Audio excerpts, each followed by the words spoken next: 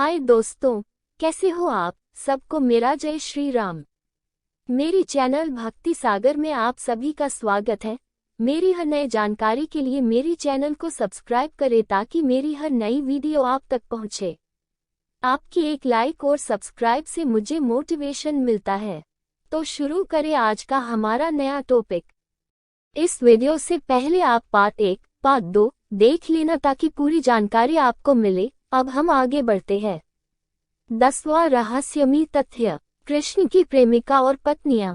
कृष्ण के बारे में अक्सर यह कहा जाता है कि उनकी 16,000 पत्नियां थीं, लेकिन यह तथ्य गलत है।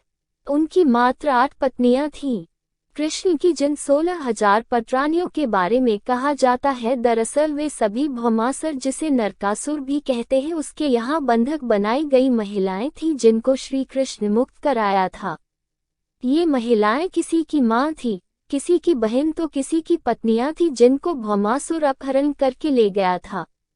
दरअसल ब्रह्मवैवर्त पुराण, गीत गोविंद और जनश्रुतियों में इसका जिक्र है कि राधा, ललिता आदि उनकी प्रेमिकाएं थीं। राधा की कुछ सखियां भी कृष्ण से प्रेम करती थीं, जिनके नाम निम्न है: चित्रा, सुदेवी, ललिता, विशाखा, चंपकलता, तुंगविद्या, इंदुलेखा, रक्तदेवी और सुदेवी।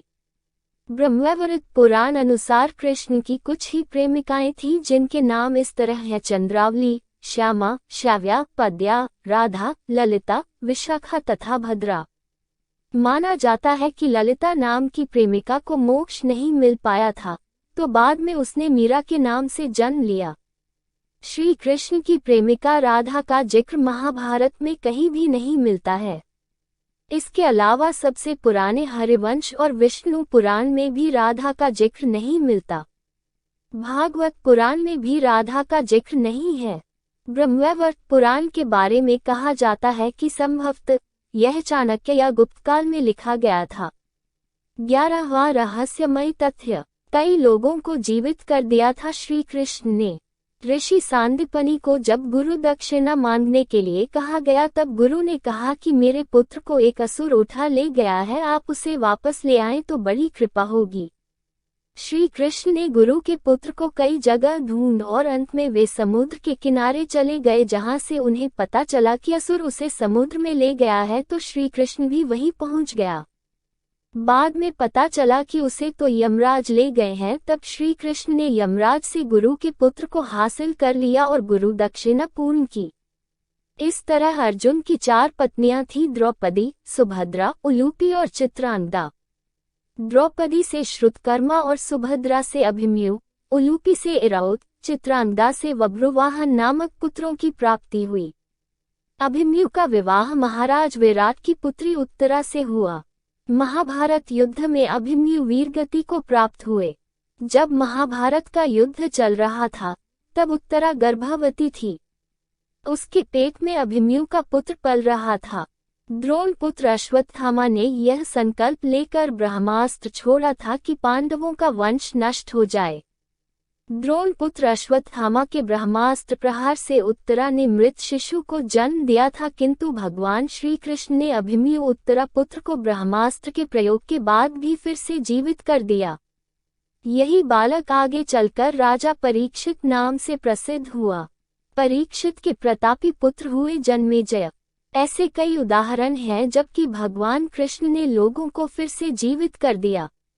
भीम पुत्र घटोत्कच के पुत्र बर्बरीक की गर्दन कटी होने के बावजूद श्री कृष्ण ने उसे महाभारत युद्ध की समाप्ति तक जीवित रखा। 12वां रहस्यमयी तथ्य, श्री कृष्ण का दिल। हिंदू धर्म के बेहद पवित्र स्थल और 4 धामों में से एक जगन्नाथपुरी की धरती को भगवान विष्णु का स्थल माना जाता है। जगन्नाथ मंदिर से जुड़ी एक बेहद रहस्यमय कहानी प्रचलित है।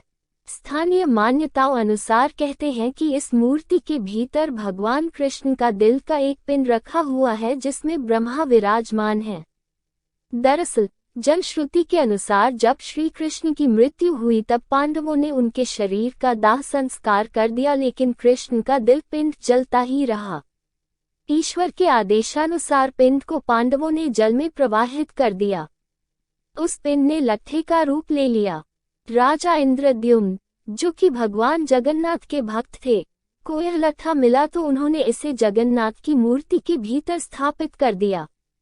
उस दिन से लेकर आज तक वह लट्ठा भगवान जगन्नाथ की मूर्ति के भीतर है। हर 12 वर्ष के अंतराल के बाद जगन्नाथ की मूर्ति बदलती है, लेकिन यह लट्ठा उसी में रहता है।